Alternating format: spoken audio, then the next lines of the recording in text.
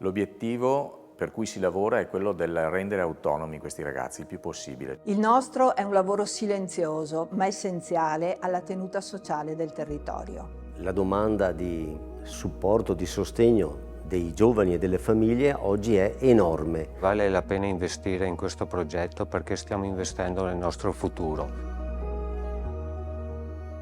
L'associazione La Porta è nata a Sarmede, nella sede di cui oggi parliamo. Noi ospitiamo ragazze e ragazzi che ci vengono segnalati dai servizi sociali oppure anche dal Tribunale dei minori. Hanno introdotto quello che è il concetto di comunità educante. Purtroppo per ragioni di lavoro conosco queste realtà di sofferenza e ho capito quello che prima non avevo capito. Quanto sia utile l'azione di supporto esterno alla famiglia, soprattutto da parte di professionisti che dedicano tanto tempo a chi ha bisogno di ascolto. Facciamo in modo che vivano una vita come è diritto di qualsiasi adolescente. Sono seguiti da educatori professionisti e da tutta una serie di volontari come me che li accompagnano nella loro vita quotidiana. Creare un ponte con la realtà esterna. Ed è un arricchimento per tutti quanti noi, questo è un dato inconfutabile. Cerca di ricreare una dimensione familiare allargata.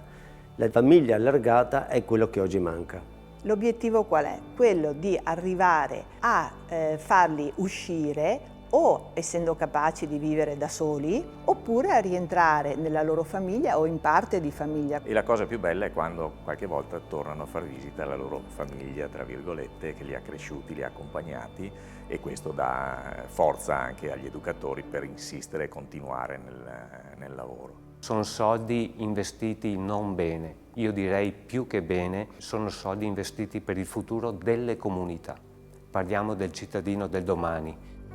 La nostra casa è situata a Sarmide, in un borgo storico del paese. Stiamo rifacendo i solai, il tetto, tutti gli impianti e anche gli infissi, ma soprattutto si procede ad un adeguamento sismico. La casa è di 550 metri quadri, ci sono 9 camere per i ragazzi, 5 bagni, una grande cucina e spazi comuni dove poter trascorrere il tempo libero e anche studiare. L'Associazione La Porta lavora sulla prevenzione.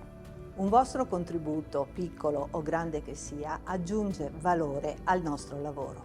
Grazie.